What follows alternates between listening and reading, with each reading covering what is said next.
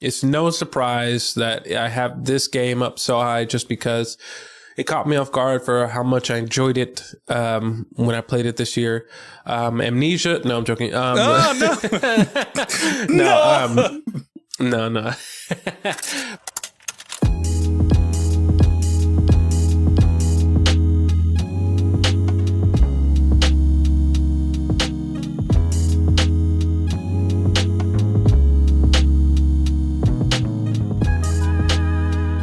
Welcome, everybody, to Respawn Please, the weekly video game podcast where two dum-dums come together to talk all things video games. And today, we're going to talk about Game of the Year for 2023. And with me, as always, is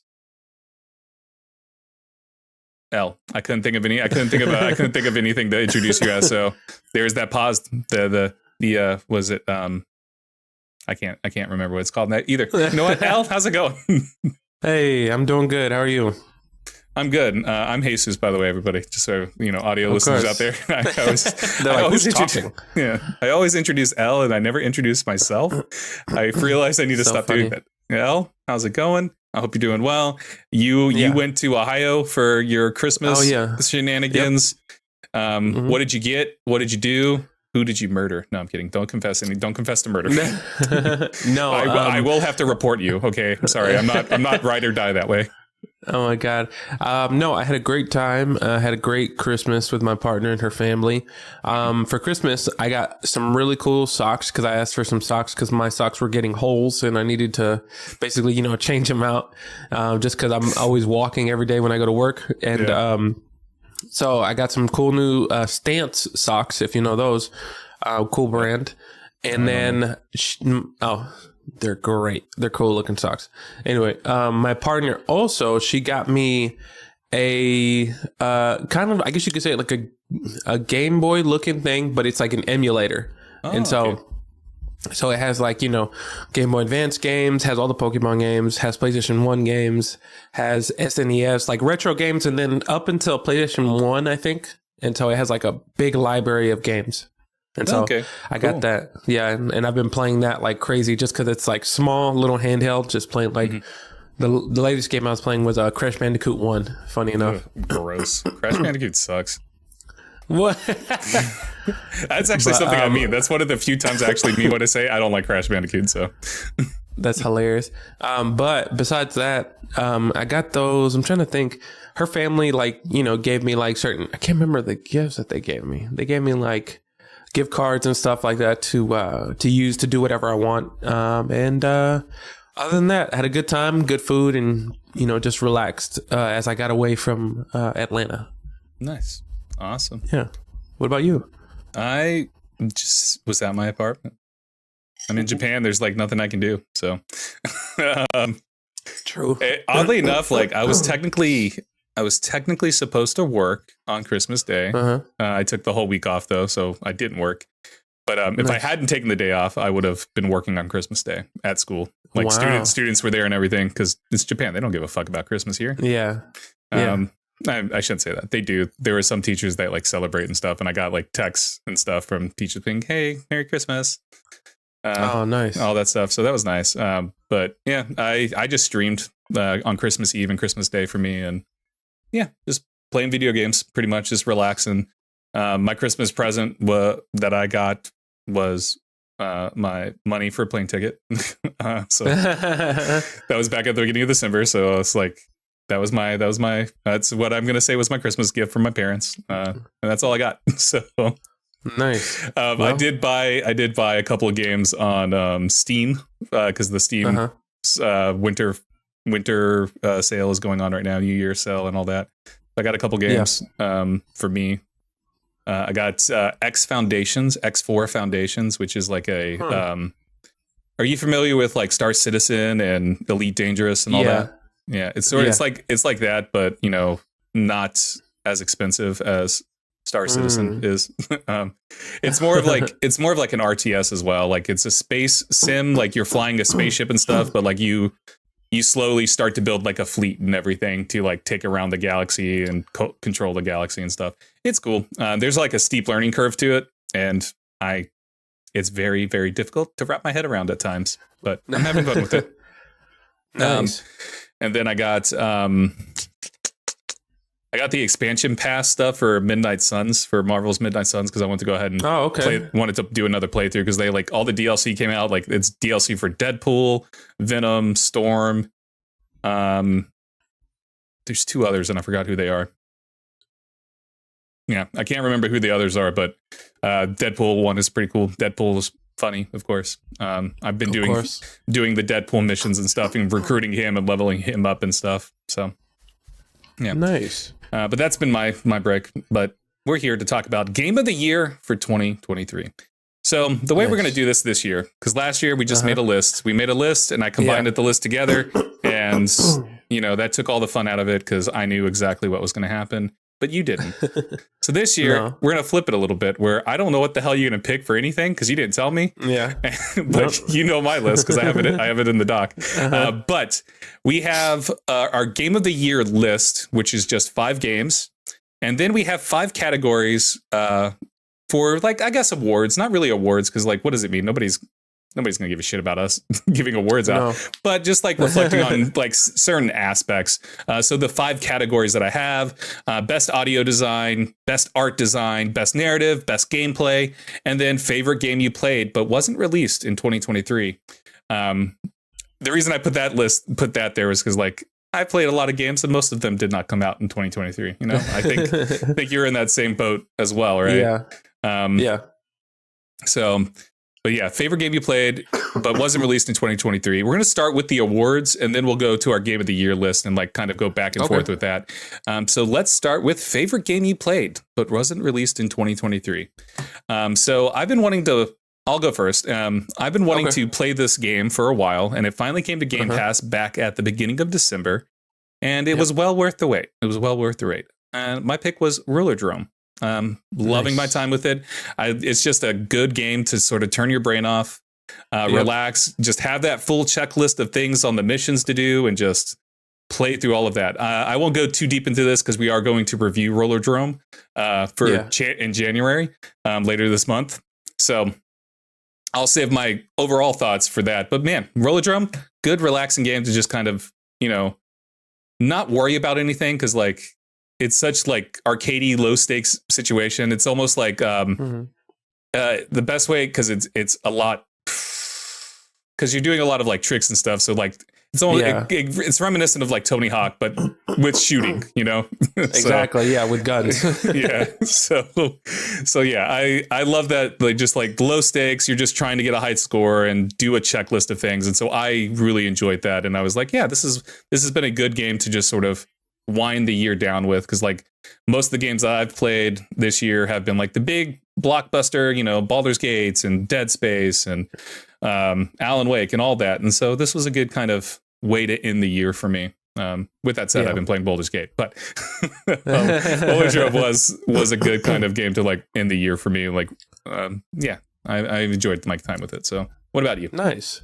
Great pick. Because I've been enjoying my time with Rollerdrome too. Now, for me, mine's going to be a little bit different. It's actually a game that you introduced to me and told me about to check out. But for me, a game that I played, it was actually earlier this year. I played through it again and beat it again just because I enjoyed it so much. But it was Inscription. Such a great game.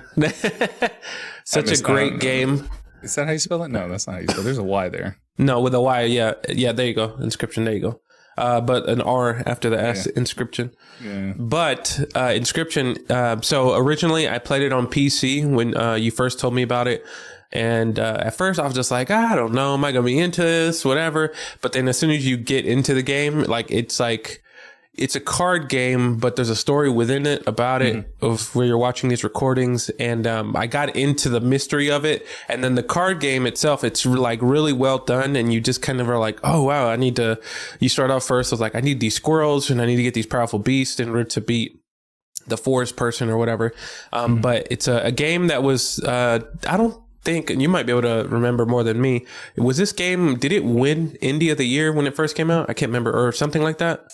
No, I know it was nominated for something. I don't think so. I mean, it probably won awards somewhere, but I like at the Game Awards, I don't think it won anything at the Game Awards. Gotcha. Okay. But I remember you telling me about this. So I had a first playthrough on PC, and then my brain, as I beat it, I was like, wow, that was great. And then my brain immediately thought, I was like, man, it'd be cool if this was like on the Switch, so that way I could take it on the go. It seems like such a great game to take on the go. And then it took a little bit, but eventually I saw that they released it on the Switch, and I was like, perfect. And so this beginning of this year, if I remember correctly, I think before me and my partner first went to Japan, like I played it on the plane a lot, and I just kept playing it, and then eventually I just beat it, and I was like, oh, it's such a fun game. And so Inscription is my favorite game that I played that wasn't released this year. So great game. Nice. If you don't know it, great game. Yeah, it's a fantastic game. Have you seen the trailer for the next game by the developers, Daniel Mullen Games? It's a sequel to another game that the developer released a while ago called Pony Island. So he's making a Pony Island 2. And Pony Island's just as weird as Inscription. Really? Yeah, it's more like platformy side-scrolling action than a cart deck builder or anything like that. But like Pony Island right now is 74 cents on Steam. Like you go, nice. So if you want to try out one of his other games, like Pony Island came out way before Inscription. But yeah, the Pony Island 2 is coming out. It looks just as weird, just as bizarre and stuff. Yeah. And like, looking like at Pony Island, looking at Inscription, and then looking at the other game that he has, the Hex. There's a very distinct style that this Daniel Mullen Games has. So.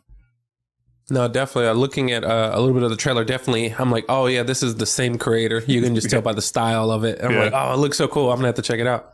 Yeah. So. Yeah, but yeah, the first Pony Island though, again, 74 cents on. So maybe that'll be your game that came out in 2024. You know, our game that you play in 24, whatever the category's called. So, Rollerdrome and Inscription, both really good games on our part, I think. Yeah. Yes. Yeah. The other one that my runner-up for this was Slay the Spire, because of how much I played Slay the Spire. I almost said that too. I almost said Slay the Spire because I played it a lot at the beginning of the year. But then Inscription, I just enjoyed that. Because Slay the Spire is great too, but Inscription is also great. So yeah, Inscription's better. Like, just because like Slay the Spire is good. Like I think Slay the Spire is easier to digest and understand because Inscription is just bizarre as hell. But there's an actual like narrative and like story behind everything. Yeah, exactly. There's a story behind Slay the Spire, but it's like not important at all. It doesn't fucking matter. Yeah, exactly. So our next game category, gameplay, best gameplay. This is an interesting category for me. Like I was trying to figure out, okay, how could what does this really mean, gameplay? And ultimately I was just like, what is for me, it came down to like, what game did I just enjoy playing? Like, what was the game that I just kept wanting to play, kept thinking about over and over again? And for me, that was Baldur's Gate 3. Because the other game that I was thinking about possibly putting here was Zelda Tears of the Kingdom. But the reason I ultimately put Baldur's Gate 3 for me was because, like, even though I think the gameplay of Zelda Tears of the Kingdom is brilliant, and people that love that game, for me, it's like, well, I don't actually like playing that game. I like watching other people play that game. Whereas with Baldur's Gate 3, I love playing Baldur's Gate 3. I'm out 200 hours of that fucking game right now. It's probably up there as my most played game of the year. Granted, like my hours are a little skewed because some of my hours, I think I had like 20 to 30 hours into Baldur's Gate before release because I got Baldur's Gate 3 when it first launched in early access. So those hours get a little wonky for me. But Baldur's Gate 3 is a game that I love just sitting down playing, from the combat to the interaction with characters to the way you can interact with the world, just like the different things that you can do. Like Baldur's Gate 3 like scratches that itch for me, like of what I look for in a game gameplay wise. Like I just love the choices that you have, the choices that you face. And yeah, you get that with like Zelda Tears of the Kingdom, but like again, there's freedom in both of these games, but freedoms in different ways, where I think Zelda is too intimidating for me gameplay wise, where I'm just like, I can't wrap my head around these things, but I enjoy watching other people show off the things they can do. Whereas Baldur's Gate 3, there's a lot of freedom, but it's freedom within limitations. And that's what I can wrap my head around when it comes to gameplay and just being able to oh, this class or this spell works with this spell in this way, or if I throw this grease down here, then throw a fireball here, it explodes and like causes a fire, and everybody in that zone is going to catch on fire. Like that stuff I can process better than in Zelda, where I put this piece here with this piece, and then it somehow makes this thing go fly. Okay. That's hilarious. I can't wrap my head around. But those are the two games I was thinking for this year, and like I ultimately went with Baldur's Gate because it is my opinion, my feelings, and all that. And so Baldur's Gate 3 for me had the best gameplay of any game, and Zelda was my runner-up. And again, it was just go ahead. Nice. All right. Well, what I'm about to say you might think is blasphemous. You're a piece of shit. Because I was thinking about this for a very long time when I was making this list, and I was just thinking about what game, like you said, made me want to come back and just continue to play it. And there was a lot of games that I played this year that I was just like, wow, it's just like, so much fun. I enjoyed it. But one game, I'm not gonna lie, that when I tell you the game, you're gonna be like, oh, really? That I was obsessed with, because once I got into the groove of it, I was able to be like, man, now I started to feel like I could strategize in ways of how to fight enemies and do all these things. But for me, the best gameplay that I enjoyed a lot, and you're going to hate me, but it's Lies of P. And you're a dumbass. No, I'm kidding. But Lies of P, and like I tell you because I've told you this before, and I probably said it on the previous or the episode before the last, where I was kind of like going in like, oh, we have to play this, we have to review it. Oh my God. Like I don't do well with like Souls like games or anything like that. And so when I went in at first, I did like a very short first playthrough, and I was like getting a little frustrated, but then I told you that I was like, you know what, let me strategize. And I looked up people who did like builds and stuff like that of what's something that you could easily maintain or something that just feels like very powerful. And then I followed a strategy. And as soon as I got into it, I was like, oh, like this feels so much better and easier than, a Dark Souls game, Elden Ring, all these other Souls like games. And I started to actually enjoy playing the game and like being able to parry, doing all these special attacks, and just like being able to fight these bosses and mini bosses, and like almost at times, sometimes feeling like, wow, I'm so powerful. Like it feels so good to be able to just sometimes steamroll these bosses. And I'm like, that's nothing. Yeah. It feels so good, and then,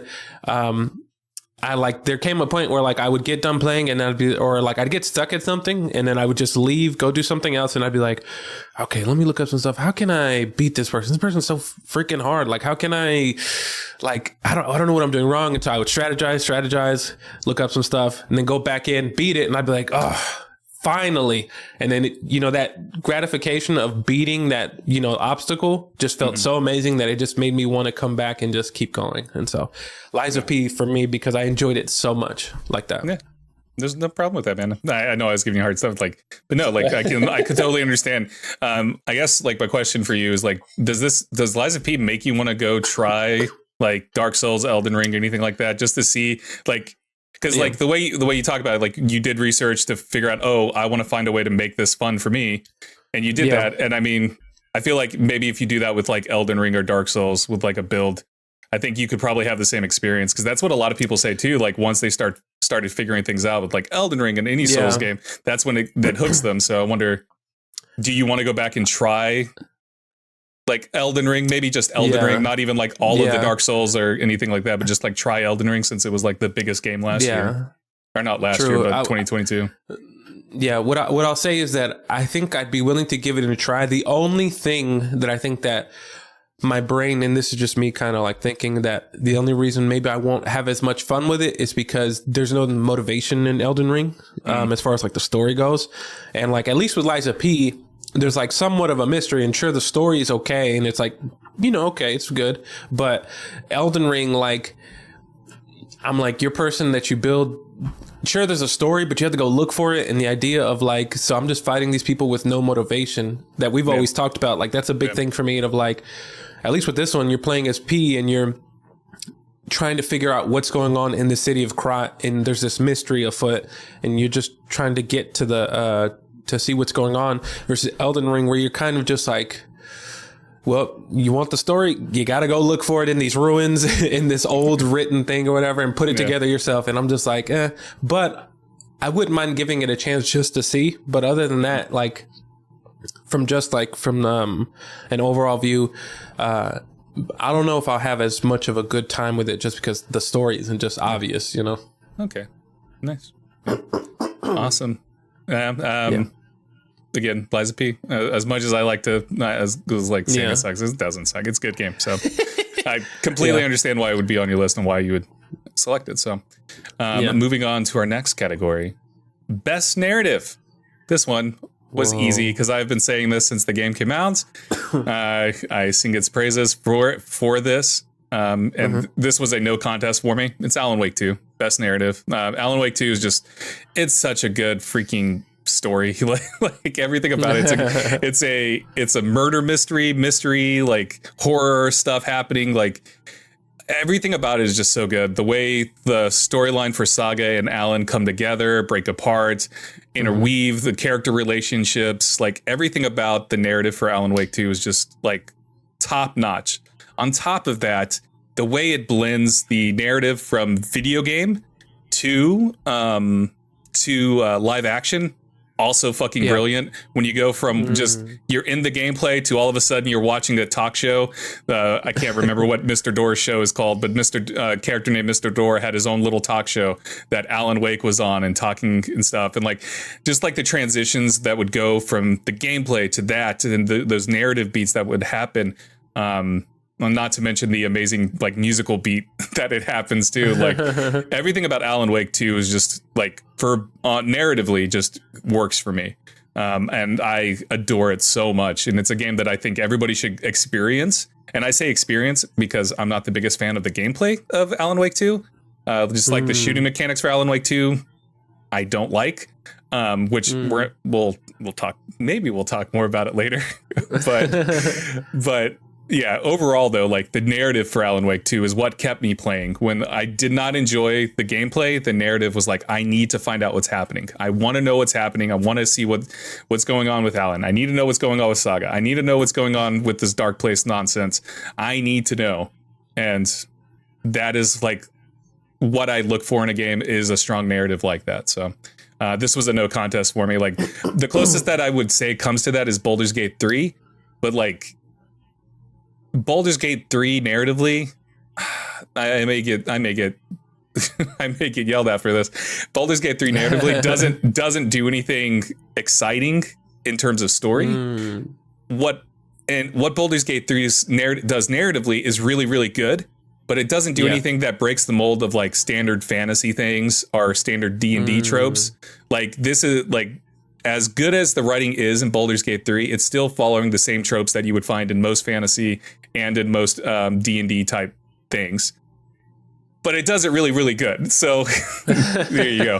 But like that was my runner-up. Baldur's Gate 3 was my runner-up. But Alan Wake 2 is my pick. So nice. Well, for me, it's funny. I didn't get a chance to get to Alan Wake 2 yet. So if I had played it, maybe I'd put it on here as well. But then your opinions are relevant. Let's move on. No, I'm kidding.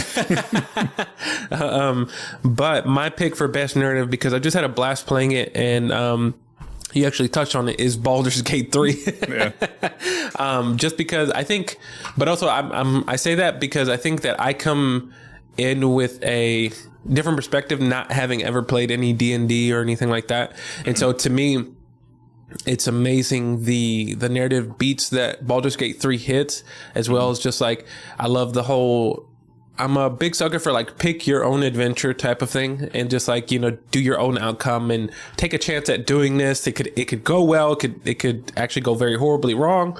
And all of that was like just very very amazing and glamorizing to me, where I was like, whoa, this is like so crazy, just like the story. And then I had a blast, as well as like the way that I would play it was different than the way me and my partner would play it, as far as like the decision making we would make. And it was always interesting to see like the choice that we would make whenever we would get to somewhere where I had gone through, and then I'd watch her she'd tell me, she'd like, pick this, say that. And I'd be like, huh, okay. I wouldn't have thought to do that, but all right. And just the, the voice acting being on really great for like all of the characters that you can have on your team and just all the relationships that you can build in the game. And so the narrative itself is just like, it captured me, and it's such a great game, and I had a blast with it. And so that's why for me, I'm putting Baldur's Gate 3 as a best narrative for me. Okay. Nice. Our next category is best art design. And the pick for me was Hi-Fi Rush. I love the look of Hi-Fi Rush. It is a very Saturday morning cartoon look to it. Like I could easily see like if this was just animation, I could see this on like a Cartoon Network or something like that. Just watching this in the morning or watching it at night or whatever. All the character designs look awesome. Chai, 808, Peppermint, Macaron, Corsica, CNMN, including the villains and stuff. Like they all look so damn good. The robots look so damn cool. Like it's so bright and colorful, and like everything about it from an art design standpoint just makes me go, man, this is what I love to look at. Like, like just like the other game that I had considered was Alan Wake 2, but like Hi-Fi Rush feels so unique. It's a game that I just want to look at. Whereas Alan Wake, as much as I love Alan Wake, it's not particularly a game that I just want to look at. Does that make sense? Like, I would rather have like artwork of Hi-Fi Rush up on my wall than have something from Alan Wake. But like, just Hi-Fi Rush looks so damn good. Just like from a visual standpoint, the art looks fantastic. Even when they're like in motion in the animated areas and stuff, everyone looks so good and fluid when they're moving and fighting and stuff like that. Like, I just love Hi-Fi Rush, the art for it. So that was my pick. Nice. Yeah, man, that's such a great pick. I have yet to get to Hi-Fi Rush. I need to get to it. Dude, it's been out for a year now. It's going to be going on a year. Yeah, what can you say? No, it got shadow dropped at the beginning of the year. True. So for me, best art design, I was thinking of a lot of things just as far as like what looks amazing, what captured my attention, what could I not stop looking at as I played the game, and just had a blast playing it. And so, because there's a lot of games, like you said, with Alan Wake, where I had fun playing it like a game, and I liked it a lot, but looking at it wasn't as appealing, and just something about that. But for me, my pick for best art design, because I love the art design of this game, and it was a blast playing it because we actually reviewed it, was Sea of Stars. I love that art design of Sea of Stars. At first you were like, I thought you were about to say Amnesia the Bunker, and I was like, dude, what the hell's wrong with you? I'm just gonna flip it Amnesia the Bunker. In this, we're not doing. Cancel the stream. Cancel this episode. We're done. We're canceling Respawn Please completely after that one. Sea of Stars, because the art design is very much of that like retro like. I guess, like old Final Fantasy Tactics type of art design, where it's just like, what would you call it? I guess maybe not necessarily 2-bit, but it's like pixel art or whatever. Pixel art. There you go. Yeah, pixel art. And so it's really beautiful to look at. Just look at it. And like the characters, and it's another game that I just enjoyed having a blast playing with, just because sure, the gameplay, it's very simple, very straightforward, nothing crazy, but having that plus like following along the story as well as like just how pretty the world looks was great, and I enjoyed it a lot. Okay. Well, I want to encourage you to check out Octopath Traveler 2. Oh yeah, that's what I've been looking at that lately. I've been looking at that. I'm like, I wonder if I should play this. It's on sale on Steam, I believe. Oh, nice. I might be making it's that funny. up. I thought you were going to say, I want you to check out Amnesia the Bunker. No. It's on sale on Steam right now, Octopath Traveler 2. I don't know if you need to play 1 before you play 2. I don't know, but okay. It has a very like it's like a blend of 3D background and pixel art stuff and stuff. So it's slightly different from Sea of Stars, but they're similar, I guess, in a way. I don't know. I don't know where I'm going with this, but yeah. But Octopath Traveler 2 looks really good. Our final. I also thought you were. Oh, sorry. I thought you were also going to say, check out Octodad. If you remember, because you said Octo, and I was like, are you supposed to say Octodad? Yeah. Because Octodad and Sea of Stars totally related games. Like, look almost exactly alike. They play so similar too. Exactly. Let me tell you. Yeah. I've never Hilarious. actually, I'm just going to go on a tangent here, going off sidetrack here, going off of this award stuff. Never played Octodad ever. I've watched so many people play it, like streamers and like back in the day, Achievement Hunter and stuff, like Michael and Gavin, you know, they would play it. I've never actually played that game. So yeah, me either. I've never played it. Always watched other people play it. Yeah. We should play it one day. We should play. I know, right? Play on the stream. Anyways, best audio design, the last category that we have. This was an easy pick for me because I've been saying it from the beginning of the year. Dead Space Remake has the best audio design for me, in my opinion. Like, even when I look at Alan Wake 2 and Resident Evil 4, like the other big horror games that came out this year, like Dead Space Remake just is so damn good. And like, you know, it's good when like the Dead Space Twitter account was like releasing like audio clips prior to its release and stuff, just being like, hey, this is the audio that we're doing and stuff. Like they were like sharing their audio stuff, and like they were sharing other aspects of the game too, but like the audio aspect was the one that always stood out to me. And like Dead Space Remake just sounds so freaking good when you're walking through the Ishimura and you're just hearing all these different sounds. It makes you feel claustrophobic. It makes you feel like puts you on the edge of your seat. I've played Dead Space so many freaking times, like the old version, and then you know, playing through Dead Space Remake now. The audio design was just like elevated because like in the old Dead Space, like it kind of had like the moving sound you would hear going from one ear to the other and stuff like that. But Dead Space Remake really like doubles down on that, where it's like you hear one thing from your left, but hear something different from your right. And you're like, what the fuck's going on? And like, I just loved it so much. And I can't praise it enough because it does such a good job of capturing this very eerie situation that Isaac is in with the necromorphs and just the chaos that's happening on Ishimura and everything else. I loved it. Oh yeah. Nice. Well, you won't get an argument here because my pick as well is Dead Space Remake. It's hands down undeniable how great of a job the team did in the audio design for Dead Space Remake. Because originally, if you played the original when it first came out, it was even still great. It had great audio design in it. There's something about the first one that's just so eerie, where it plays very well into that horror, suspenseful story. Whereas, you know, in the later iterations, it got a little bit more actiony, but it was still good. There's only two games. They were both pretty gory. But with one, it's like they just revamped it and just amped it up even more, like you said. And it's such a blast to like. It's so great to hear like how much went into it with, like you said, what the Twitter account for Dead Space Remake when they were showing off the audio clips, as well as like just like, man, they just know how to do audio design, man, like of making you feel like, what's that? What's over here? But wait, what's over there? Just like that, playing into the whole environment of Dead Space, and like you playing as Isaac and you going through the story of like, you know, Isaac kind of like, am I seeing this? Am I hearing this right? What's going on? And they did such a great job. And I think they should have won at the Game Awards, but whatever. That's another thing. But anyway, Dead Space Remake, great job. And that's my pick. Nice. All right, so to quickly recap our Game Awards section. So for our favorite game you played but wasn't released in 2023, I picked Roller Drome, L picked Inscription. Best gameplay, I picked Baldur's Gate 3, L picked Lies of P. Best narrative went to Alan Wake 2 for me, and L picked Baldur's Gate 3.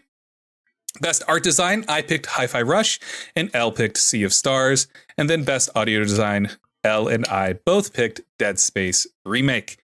So now we're going into our Game of the Year list.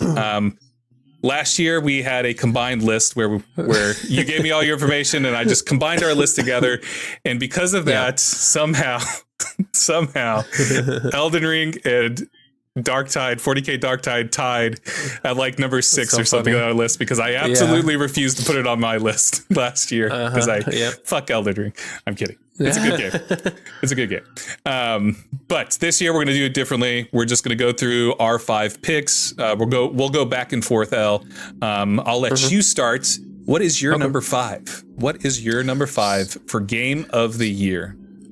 So for me, I'm going to start off very simple. A lot of people might not have this game on the list because of a lot of, I don't know, when I mention it, you'll understand. But for me, what I have at number 5 is Starfield. Starfield is number 5 for me. I swear to God, I was like, he's gonna put Amnesia the Bunker. Amnesia the Bunker. Actually, I secretly loved that game. That's my panic button here. I'm like, shit, abort, so abort. Funny. But Starfield's my number 5 just because I know a lot of people have like a grudge with it as far as like, oh, this isn't fun or all the things, which I can understand from a certain perspective. But for me, and I'm probably say for you as well, like once you get into what Starfield is and space exploration, creating your ship and adjusting certain things and just like getting into the story of it, it's pretty fun. Like it's really fun to get lost into it, And so I've had a great time playing Starfield. It's been a blast for me. I've enjoyed it. And I think that for like what it went for, I think it did a pretty good job. Now maybe not be game of the year, but still I think it's a pretty good game and to just get lost in and just because it's such a vast and very big world. I enjoyed it a lot. So for me, Starfield's number 5. Nice. My number 5 is Star Wars Jedi Survivor. Star Wars Jedi Survivor is my number 5. You know this about me. I don't. Maybe the listeners and stuff don't know this, but I love Star Wars. Star Wars is one of my favorite things since I was a wee lad, since I was a kid. And so Star Wars Jedi Survivor is just a really good game. It's a game that could easily be overlooked. It came out in, I want to say like March, April, somewhere around there. But like, it's a game that I just enjoyed the journey of Cal Kestis, of BD and everything else. Like it's just a really fun game. It's a fun Star Wars story.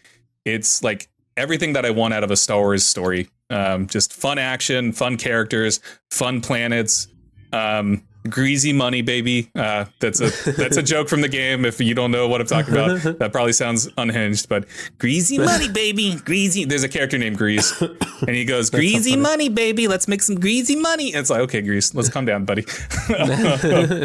But like, anyways, Star Wars Jedi Survivor though, I just have a blast. And like, I love the first one. I love Jedi Fallen Order. I love Jedi Survivor. I'm looking forward to whatever the next Star Wars Jedi, whatever it is going to be, because they're just fun games, especially if you're a Star Wars fan. And even if you're not a Star Wars fan, I think Star Wars Jedi Survivor is a good game to kind of dive into. You probably need to play Fallen Order before you get into Jedi Survivor, just so you can appreciate like where Cal Kestis is at and like everything that's happened.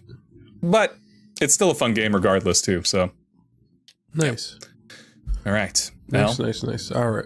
Well, your number 4. So my number 4, you're going to laugh a little bit. Not because of the choice that I made, but because it's the same one on our list. It's Dead Space Remake. Oh, nice. So I put Dead Space Remakes because I think of all the remakes that they made this year, I think this is probably the best one that they made, as far as the ones, I should say the ones that came out.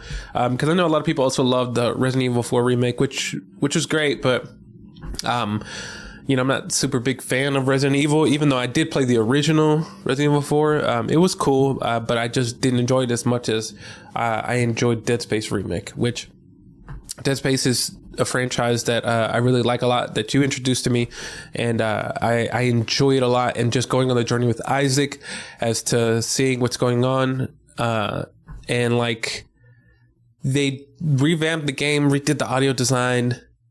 It just gave the original iteration, the remake new life, and reintroducing it to people who maybe missed out on Dead Space 1 when it originally came out.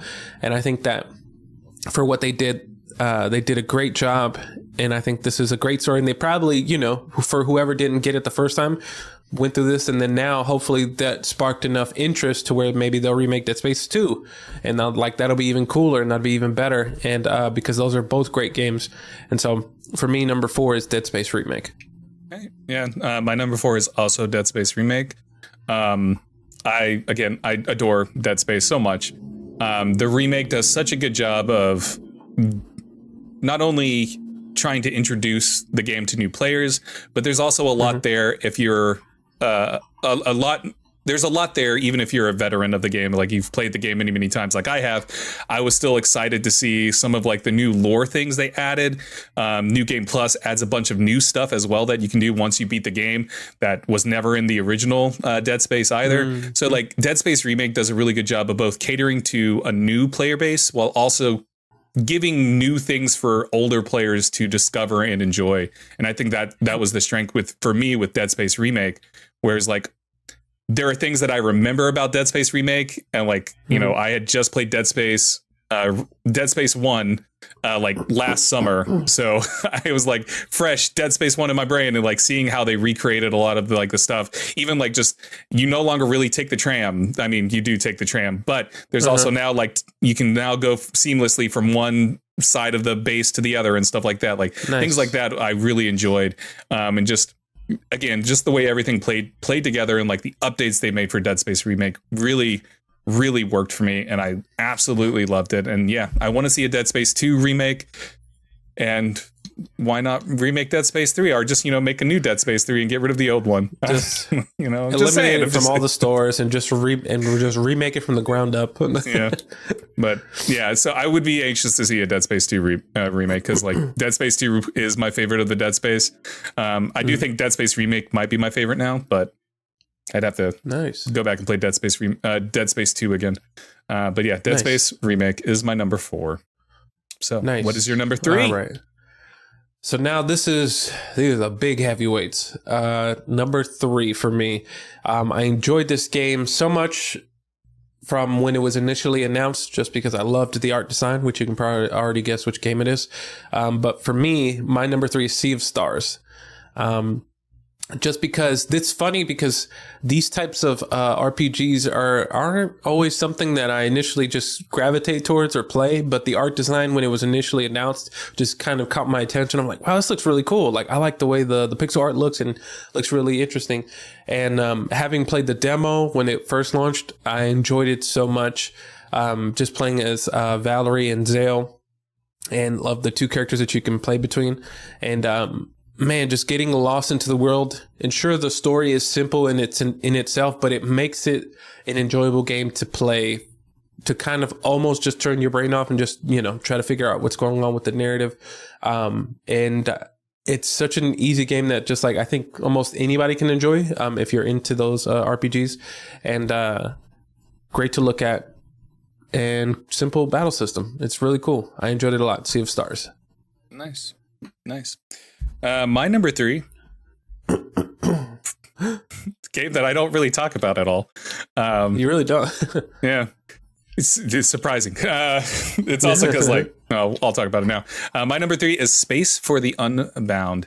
So this is an indie game that came out back in January of last year of 2023. I started playing it then, but then fell off because of Dead Space Remake and then some other games that came out.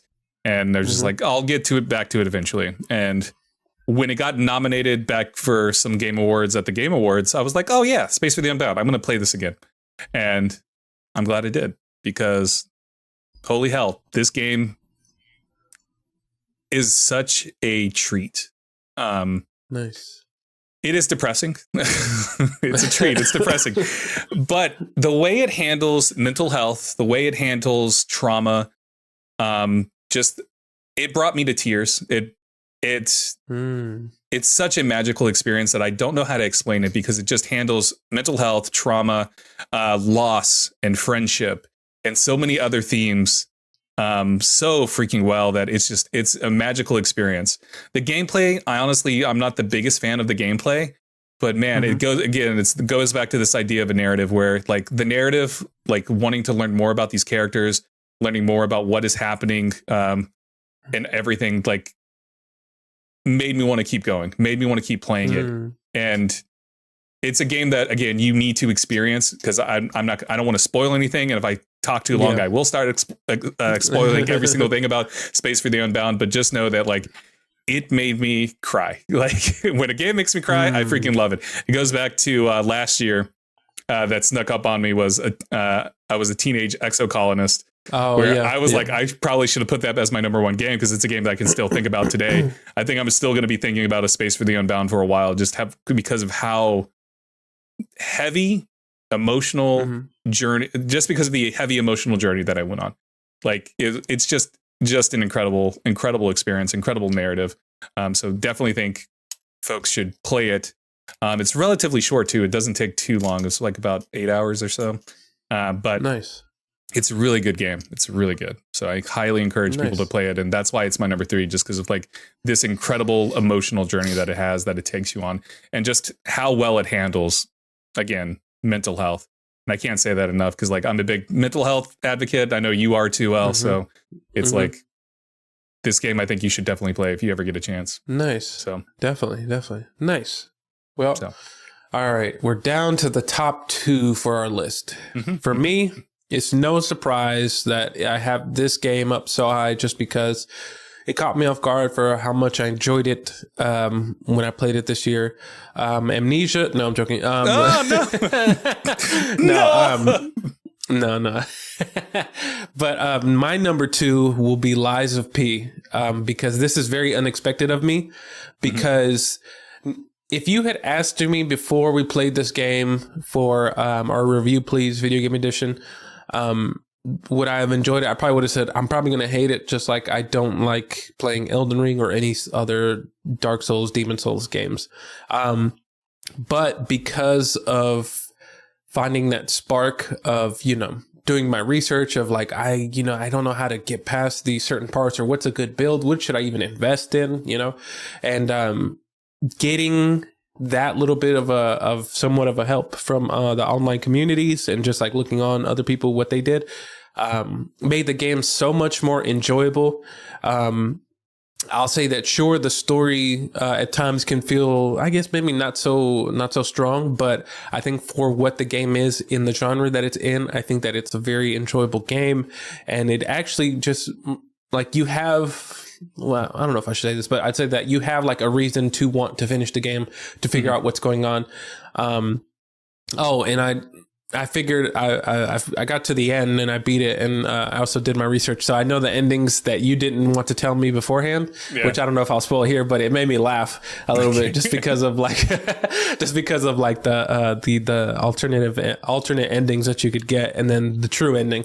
But Lies of P, from the way that it looks to the characters within the game, I think that, and I've said this before, that I think this game does something better than what maybe the other Souls-like game do, is just like you have a character that you play as, and you want to see what's going on in the city of Krat, and you want to get to End to see what is causing all the ruckus here. And so I say all that to say that Lies of P captured me, and it did something that the others couldn't do, and I enjoyed it a lot, and I enjoyed my playthrough, and I had a blast with it, and excited to see what else comes from the studio that made this, because if I remember correctly, I think this is their first Souls-like game that they made, and I think they did a great job, and they hit it out of the park. Okay. Yeah. I have no idea if that's true or not, so I'm gonna say yes. I think I remember looking it up, and the company, the studio that made it, this was their first Souls-like game, and they did a great job. Yeah. There's DLC coming out for Lies of P, isn't there? Or is it already out? Yep. I can't remember. No, it's coming out. Okay. So yeah, cool. My number 2 is Alan Wake 2. As I've already talked about the narrative, like I adore the narrative. So I won't spend too much time on that. The reason that it's not, and then this is going to be me dogging Alan Wake 2 now. The reason that it's not my number 1 game is simply because of the gameplay. I'm not I don't like the gameplay. I don't like the shooting mechanic of Alan Wake. Which is so weird because it plays like in a lot of ways, it plays like Dead Space, where you hold down to aim and shoot and stuff like that. But like Alan Wake 2, just like gameplay wise, doesn't feel as smooth. It doesn't feel as exciting as Dead Space Remake does. And so like Alan Wake 2 though is held together for me by its narrative, by piecing together this puzzle of trying to figure out what's going on. Why is Alan Wake stuck here? Why is Saga having to do this? How are their stories blending together? That's what made Alan Wake exciting to me, was just like that narrative, the characters that you meet along the way. There's some like incredible, just like funny laugh out loud moments where you see like these little commercials of these two guys. I can't remember what they're like twin brothers, and they're like trying to sell you coffee and stuff, and like they're just freaking hilarious commercials. You're just like, what the fuck, this is weird. And like there are just things like that make it so enjoyable from just playing Alan Wake 2. But yeah, the gameplay itself, though, the shooting mechanics, I just don't give a shit about. Like, which is funny to say because I felt the same way about Alan Wake 2, Alan Wake 1 as well, where I didn't give a crap about, like, I don't like the gameplay of Alan Wake 1, but the story was enough for me to keep playing that. And it's the same for Alan Wake 2. And it's so weird, too, because like Control, which is the other game, they're all in the same universe, Alan Wake 2 and Control, the Remedy universe. Control plays amazing. But Alan Wake 2 does it, and it's like, what?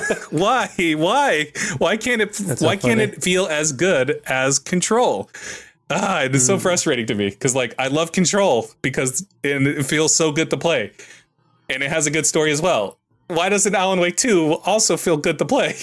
Like, that's so funny. It's so frustrating for me. But with all that said, I do love Alan Wake 2. I do love the story, and I love the characters. I can't say that enough. I think the characters in Alan Wake 2 are brilliant.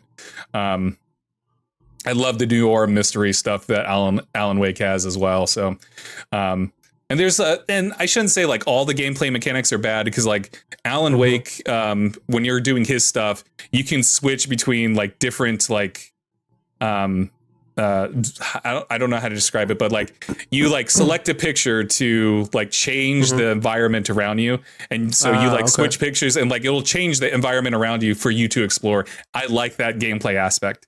It really just comes down to like the shooting, and then the endless amounts of like horde like creatures that you're just fighting off waves of enemies at various points. And I'm just like, I just want to get through this. I just want to see what happens next. I don't give a, please stop chasing me. Stop fighting me. Stop attacking me. I just want to get to this next story beat, because I want to see this cutscene. I want to see what's going to happen. I want to do that. I don't care about fighting you. Please leave me alone. I found myself saying that so many times.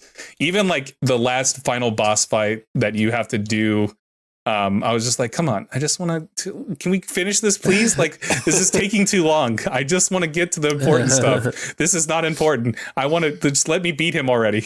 So it's so funny.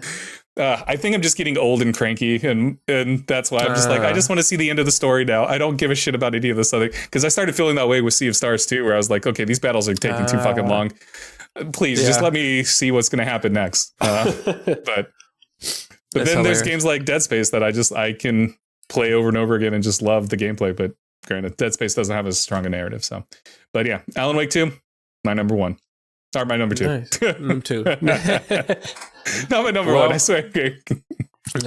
Well, my number one, this is the end list, and you know, it takes a lot for a game to be my number one. One, because it has, for me, I have to like really enjoy it and just want to always come back to it, which with this game I did. I had so much of a blast. I had a great time. All the characters that you have, the story that you can develop. But it's no surprise that for me, my number one is Baldur's Gate 3.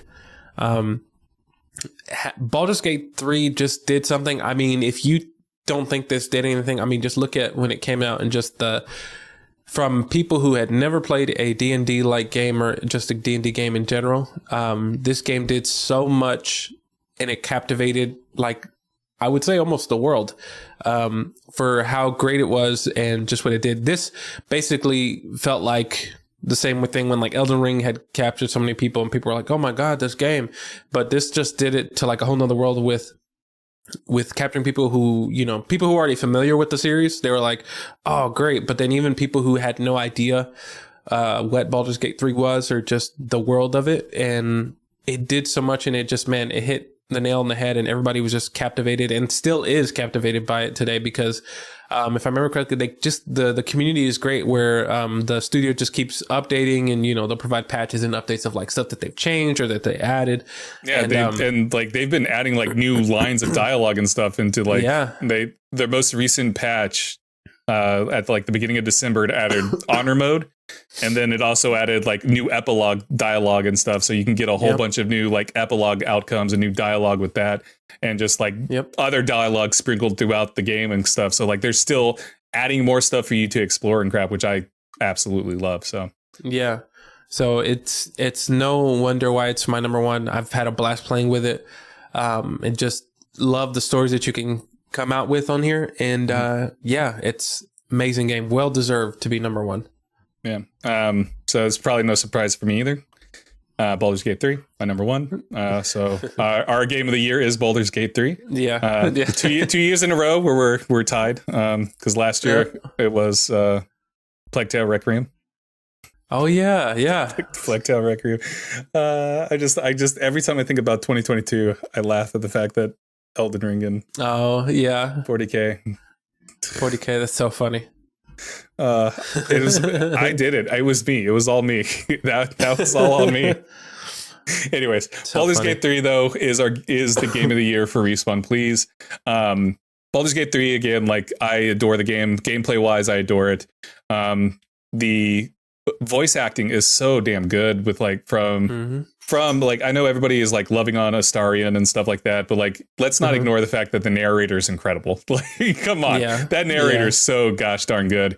Her voice is just perfect. Yes. But then you also got Lae'zel, you got Karlach, you got Shadowheart, you got Gale, Wills, you got so many other characters like that you meet along the way that just are like everyone is so damn good, top notch. There was like I believe like over 200 voice actors or something like that for this game, and they're all like everybody's really good. Have you gotten to any of the cats? Because the cats are amazing, dude. Like there's so many. I went to a couple. Yeah, there's so many amazing. Exactly. Yeah, there's so many amazing cats. It's just like they're all adorable, and like even like when you meet Scratch and the owlbear cub, and you talk to them and like the way they interact. Like I just love everything about Baldur's Gate 3. And it's interesting with Baldur's Gate 3 too is that like I mentioned this with the narrative where I don't think Baldur's Gate 3 really does anything special, but it does it really really good. I feel like that's the case with every aspect of this game where I don't think Baldur's Gate 3 in any particular category. Like when you look at just the audio, when you look at just the voice acting, when you just look at the narrative and the gameplay and all that, I don't think any of them is perfect, but every single category that you can think of for a video game, it does really, really good in. Like it's a really good narrative. It's a really good sound design. It's a really good art design. It's really good graphics, really good voice acting, really good this, really good that. It's just consistent with every aspect of it. And I think that's what makes Baldur's Gate 3 so special is that it's consistent with every aspect. I feel like when I look at my list with Alan Wake 2 has a really strong narrative, but man, it's not that good in gameplay. Space Beyond Unbound, also really good narrative, but not that good gameplay. Dead Space Remake, you got me there. It's really good in every aspect too. but there's something special about Baldur's Gate 3 where it's just like it's maybe not even good, maybe it's like great. Like it's just so good in every category, and I think that's what makes Baldur's Gate 3 game of the year for me. Like it just does everything so damn well that it's hard for me to think of another game that does every single aspect well. And there's like arguments to be made because like we both kind of omitted the other big juggernaut of the year, which was Zelda Tears of the Kingdom. But like this is clearly because I'm not a Zelda person. And like again, Tears of the Kingdom, I did not have fun playing, but I enjoyed watching other people play. Zelda has never been able to get me into one of their games. So like that was a big juggernaut. And then of course I haven't played Spider-Man 2, so that's been the big argument for everybody. Spider-Man 2 should have won for Game Awards, whatever. But yeah, so Baldur's Gate 3 though, man, it is probably the closest like 5 out of 5, 10 out of 10 game that you could come to this year. Like in my opinion, like because it just does everything so exceptionally well that it's hard to beat. Yes. Just because every aspect is so damn well crafted and so much love. And that's the thing too. Like, it's clear that so much love went into everything, every single aspect. And like, again, the community that it has and like its support of the community and wanting to give back to the community with little updates and giving you more dialogue and giving you expanded epilogue options, giving you new game modes. Like, that is what I love. And it's all for free too. Like, they're not like charging you or anything for it. It's just like, here you go. We added all this stuff. Yeah. Go play if you want. Go sink in another 2 million hours into this game because we know you're going to do it. So, yeah, like Baldur's Gate 3, I think Baldur's Gate 3 is going to be a game that we're still going to talk about next year. Or, well, we're going to talk about it in 2024. We're going to talk about it. I imagine with how popular Baldur's Gate 3 is, we'll see like an expansion or something, and which is just going to bring out the conversation even more. Like, I think we're going to be in for the long haul with Baldur's Gate 3. I am curious, when is the hype going to die for it? Because, man, it's definitely not dying. Or at least it doesn't feel like it's dying, but it's also because, like, maybe I'm just, like, stuck in that algorithm trap of, like, getting nothing but, like, TikTok videos of Baldur's Gate 3. Same on, like, when I go to YouTube, I just get Baldur's Gate 3 stuff on YouTube. And so it's probably just, like, the algorithm tricking me into thinking that, oh, everybody's playing this game. But, yeah. Anyways, I rambled so much about that. I'm sorry. You're good. You're good. Well, there's our list. Our top 5 game of the years. Well, our game of the year is Baldur's Gate 3. Yeah. To go through our list one more time, our number 5s. Number 5 for me was Star Wars Jedi Survivor. And number 5 for L was Starfield. Number 4 was, for both of us, Dead Space Remake. And then our number 3s, I was A Space for the Unbound and L was Sea of Stars. Number 2 for me was Alan Wake 2, and number 2 for L was Lies of P. And then our game of the year for Respawn Please, Baldur's Gate 3. L, yay! Before we sign off, before I hand it over to you to wind us down, I just want to say this was a good year for consumers of video games. It was a good year for consumers. But you know who it wasn't good for? The developers themselves. Because there were so many fucking layoffs. So many layoffs across the board for a lot of these companies. Also massive leaks. You know, the most recent one was for Insomniac. Releasing personal information, releasing all of their plans for the next decade almost. And just like, that shit sucks. The layoff sucks. The leaks suck. Not being able to celebrate, being able to just enjoy, like, oh, we're going to announce this game. Nope, that gets taken away from us in the case of Rockstar, because they had a date they wanted to reveal GTA 6, and someone leaked it beforehand with a day before or whatever. And it's like, and then Rockstar was like, well, since everybody's already seen it, here you go. And it's like, that ruins that special moment for that for those developers. And then on top of that, the layoffs, like just the layoffs that plague it. Hopefully 2024 will be better for devs. Probably not, because of the state of the world, but I do want to give my hearts and thoughts out to everyone affected by the layoffs, who are affected by leaks, because that shit sucks and you deserve better. But also, thank you so much for creating the games that we love to play, because we wouldn't be able to play these games without those developers. So thank you, developers, for everything that you do, because you are what makes this hobby amazing and worthwhile and special.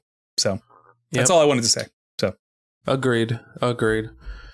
Well, everybody, thank you so much for tuning into the first episode of 2024 of Respawn Please podcast. And hopefully you like the new look.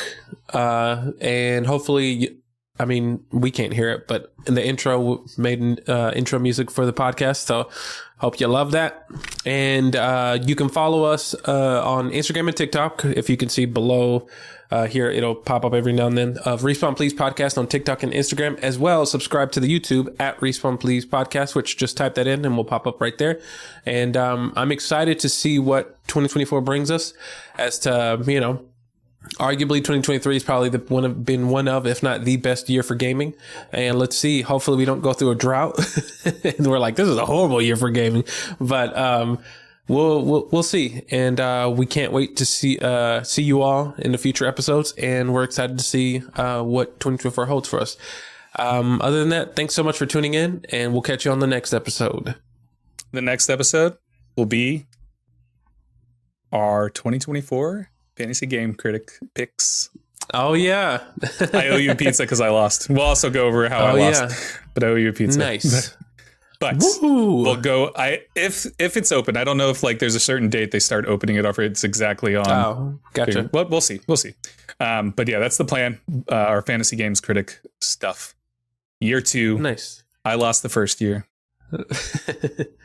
I'm the champion. Motherfuckers. Redfall fucked me. Oh, so funny. Anyways, all right. Thank you all so much for watching. Bye. See you next time.